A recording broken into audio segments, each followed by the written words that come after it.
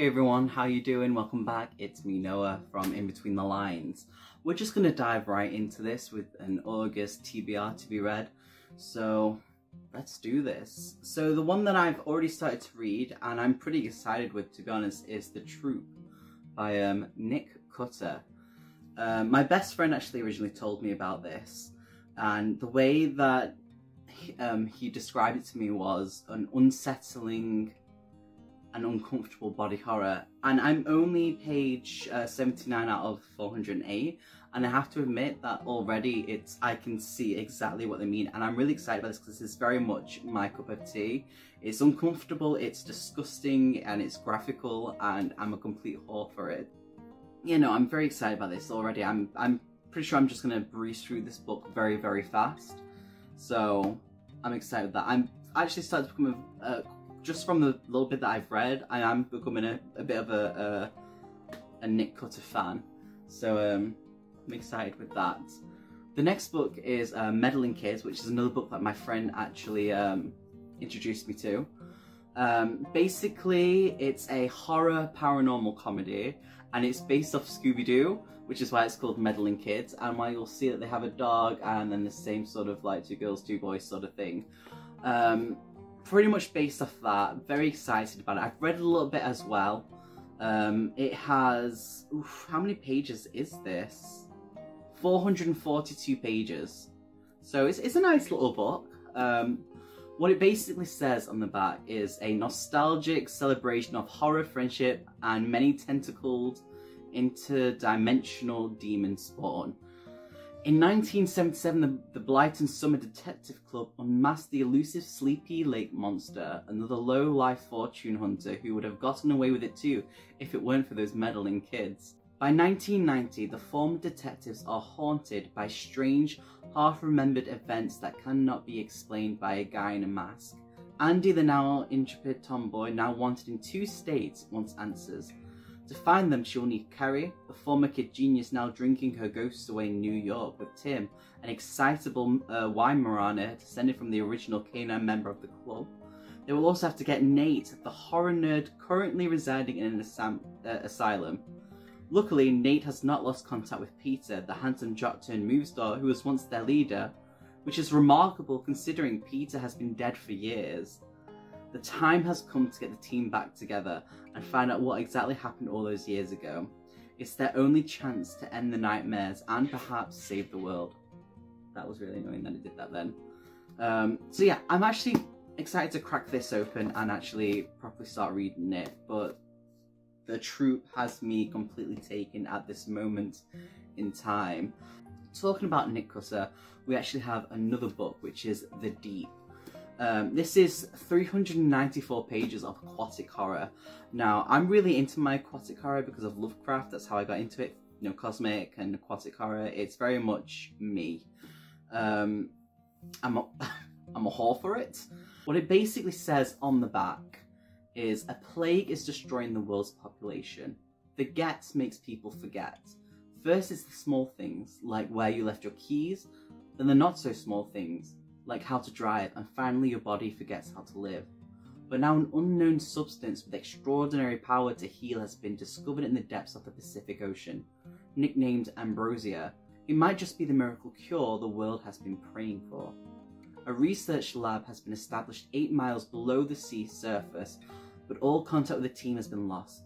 Dr. Luke Nelson's brother is down there, and as desperation for a cure outweighs common sense, he agrees to descend through the lightless fathoms, perhaps to face an evil blacker than anything he could have imagined. Now, I'm really excited about this one, because obviously aquatic horror, there's just the Gets. What a name. Oof, I'm excited about this one. I'm really excited about this one, but obviously I've got other books that I've kind of got. These aren't in any specific order, by the way, but there's something. Here's a question. What are you currently reading at the moment in time, and what is your plan for the next book? I want to know what your to be read is as well. So the next one is, I only basically got this for the title, and that is And the Trees Crept In, because that sounds something I would have dreamed about, to be honest. That sort of stuff freaks me out. Things move when they shouldn't have been. Now, this is 338 pages of paranormal horror. I'm very unsure about this one because while I love the title, I'm not sure. I don't know if it's because I'm judging the book by its cover or anything like that. I'm more excited about the aquatic horror more than anything. But basically what it says is, when Scylla and Nori arrive at their aunt's home, it's immediately clear that the manor is cursed. The endless creaking of the house at night and the eerie stillness of the woods surrounding them would be enough of a sign. But there are secrets.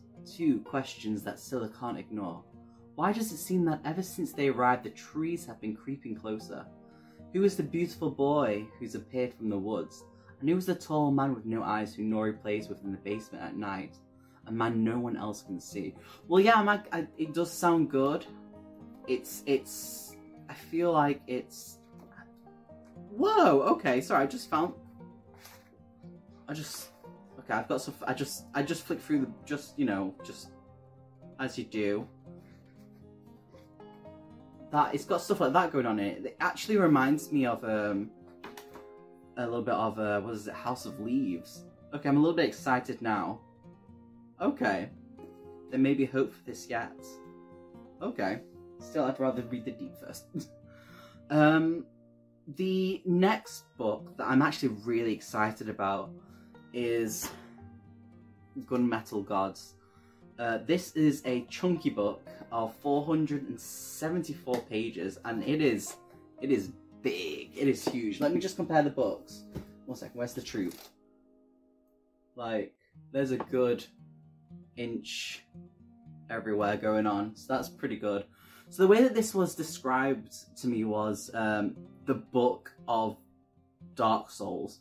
And I've pretty much gotten into Dark Souls at the moment gaming wise, so to think that there's a book out there that has that sort of feeling, I kind of got excited and I just bought it. Plus the cover looks absolutely amazing and fantastic.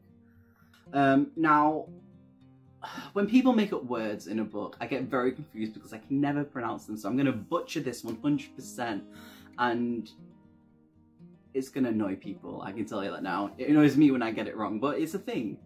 They took his daughter, so Micah comes to take their kingdom. 50,000 gun-toting paladins march behind him, all baptized in angel blood, thirsty to burn unbelievers. Only the Janissaries, Jesus, can stand against them. Their living legend, Keva. It's like Kevin, but with a H. Once beheaded a magus amid a hail of ice daggers, but ever since his wife disappeared, he spends his days in a haze of hashish and poetry. God. Butchering everything. To save the kingdom, Keva must conquer his grief and become the legend he once was, but Micah writes his own legend in blood, and his righteous conquest will stop at nothing. When the gods choose sides, a legend will be etched upon the stars. So it does sound really good, but I'm gonna butcher so many weird things in this. I'm gonna absolutely butcher. I'm excited about it though, don't get me wrong, it's a nice chunky book. I'm excited to read a nice big book, properly. But yeah, and to know that it's a dark fantasy as well, that's the main thing. The book is a dark fantasy. We've actually stepped away from the horror sort of thing. But I'm excited either way, mainly to finish the troop and then move on to the others. In no order, but obviously I'll do reviews on them. But yeah, let us know what you're reading currently, and if there's any books that you're really excited to get to in the meantime as well. Thank you for watching, I really appreciate it. Also, we do have a Discord now, that will be below in the description. So, cheers, thank you, and have a good time, okay? Be good. It might just be the miracle cure that will what it says on the back is, they took his daughter, so Micah comes to... Micah? I'm pretty sure it's Micah. All baptized in angel blood, thirsty to burn... No, let's start that from again.